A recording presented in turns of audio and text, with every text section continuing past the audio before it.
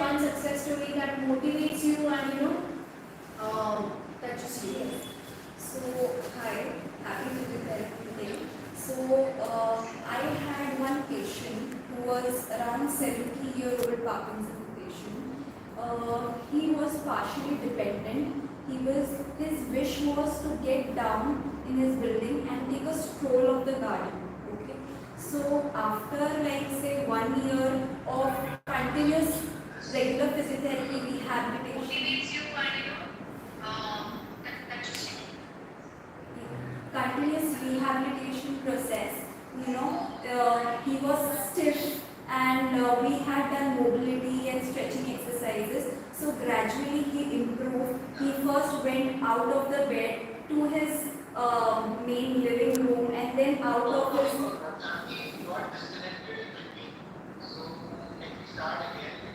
Yeah, yeah, sure.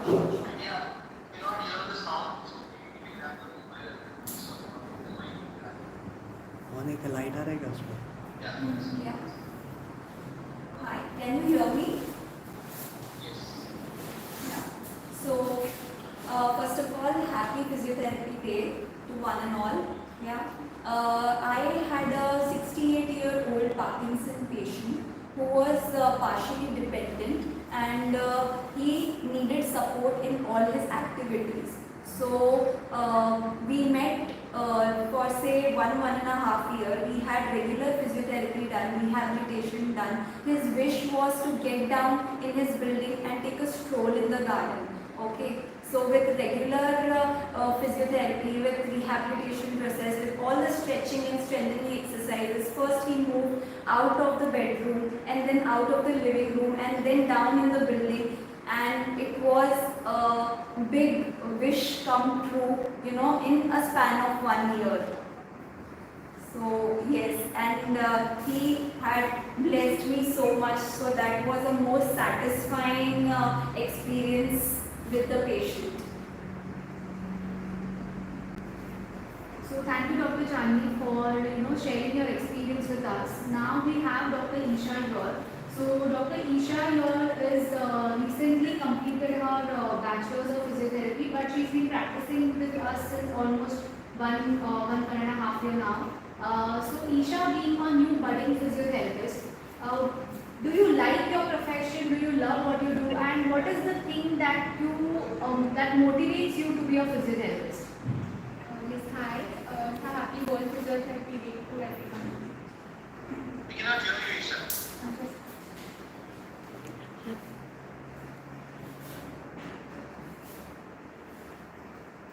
Hi, I'm Dr. Isha and I wish you all a very happy World Physiotherapy Day.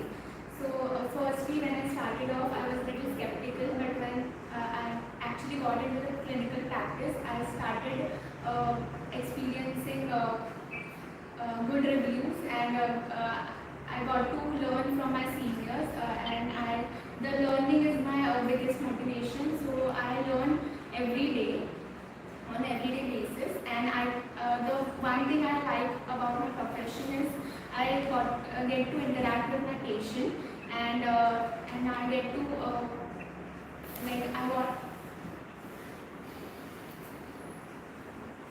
so I'm very blessed that I'm very grateful that I've chosen this profession. So thank you, Dr. Isha. As she's mentioned that she's chosen the profession, but from those words I could just recollect that I was being told by one patient of mine that you did not choose the profession has chosen you, because the God has chosen you to be a healer, to be in this profession, to heal people and to be of benefit. A lot of patients, a lot of people want to come in the profession, but they cannot come into this, and you have been chosen. So you have chosen, but actually it's vice versa. You have been chosen to help people feel better. So we have one more person on board here. We have Dr. Nikita here. She has completed her Masters in Musculoskeletal and Sports Physiotherapy from Naya Hospital, and she has 4 years of experience. So Dr. Nikita, being into this profession, what do you feel? What are the most common complaints that you come across, and And do you find the compliance towards physiotherapy from patient point of view to be difficult? What is your learning from this? My learning from the field has been changing quite a lot. Initially, when I started out, I used to look at the patient as a human body. So everything was biomechanical and everything was scientific for me. But as I have practiced all these years, I have experienced that a patient is not just a human body. There are many other factors, psychological factors, their living conditions, everything plays a major role in recovery. So I have started to change my perspective and started to look at their life from their point of view. So that has really helped me all these years. And one story I would like to share is I had a patient with spinal pain who was advised for surgery by every orthopedic. So, but the first time he had a physiotherapy assessment done for himself, it was found that he actually had his SI joint blocked. So we just did 2 or 3 sessions for SI joint and his pain was gone. So after that incident, I learned physiotherapy assessment plays a major role, and just MRIs and X-rays don't have a role if you are not able to clinically assess your patients. But patient compliance has been an issue in our field since the very start. But with time, I think it is increasing day by day as patients understand that they are getting help from a physiotherapist. Yes, rightly said.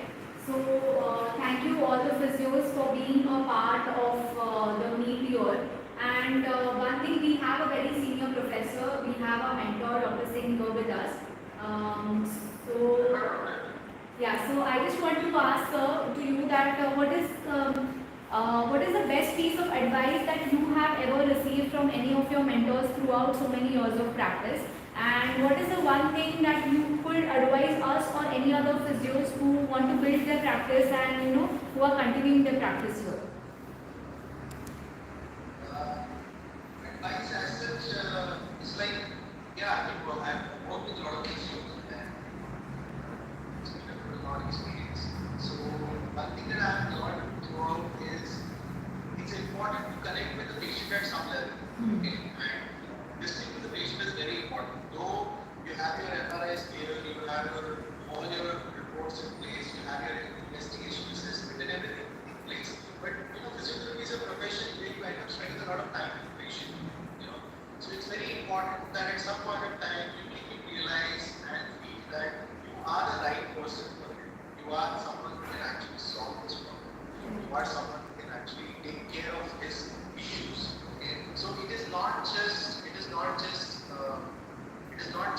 logical point of view, but it also involves psychological point of view. It involves a lot of other aspects, even to a great extent your energy levels.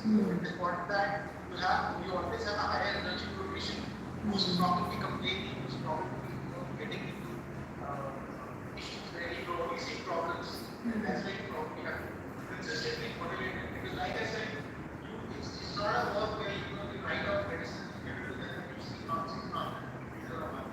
You have to be with the patient, you have to be with it for the next 10 days, 7 days, probably more than that, you have 15 sessions. It's a lot of cooperation, a lot of your position beginning is very, very good. And just to add what you rightly said, Doctor, is that this thing which was meeting has been through experience. It's not taught in books. The compassion, the skill of listening. The recent issue, what I think is that there's a lot of impatient attitude. And as physios, you always want to prove your point, you always want to prove that you have the right diagnosis and you have the right sort of therapy. I'm sure you'll excel when you understand these things and you may get results. But in the first place, if your approach is a little arrogant, or if you're not listening to the patient, or if you're not able to gain that confidence from the patient or the trust that he should actually put on you, then your therapy will lag because the patient may not be very confident because of which it will really affect your therapy. So I think before jumping to conclusions or before jumping to important that you listen to them and help them understand that you are the right person for them. And they have come to the right place. So that's it. Yes. So even I have almost 11 years of experience, and in my experience, even I have started my journey right before completing my internship. I already started practicing under some other clinics, just to gain the knowledge and experience and how the setup is. Actually, how it works in the setup. What we study in college or in theory is completely different, but when you are actually on board, how it works is completely different. So from there, yes, from there till now, I have my connections with my patients who have treated 10 years ago. They still message me, they still ask me. And these patients, if you are at a specific place, they come back to you. They come back with their friends, they come back with their relatives, they come back with someone and they tell them that he treated, this is the guy who treated me. So I think you should just go to him rather than someone else. That's how you predict your patient, because if you're given the right sort of treatment and if you're given the right sort of message, I'm sure they'll come back to you. So the word of mouth is really important. And one more thing I would like to mention here is, no doubt, the offline mode of working, that is clinical setup and all, definitely 10 or 10 for that. It is a must. But right now, with the advent of the technology and everything, we have to go further and start treating patients online as well. No matter where you are sitting, if you have the right knowledge and if you have the right ability, then you can sit anywhere in any part of the world and you can treat any patient with the right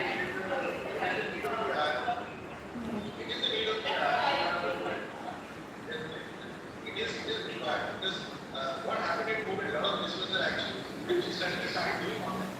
But somewhere after COVID, that it has dropped down. But yes, it is extremely important. We do online consultations now because when patients want to know more about their problem and want to understand that there is also one part of the solution, we can always do online consultation. Or our business also do a lot of online sessions where we make the exercises and all that.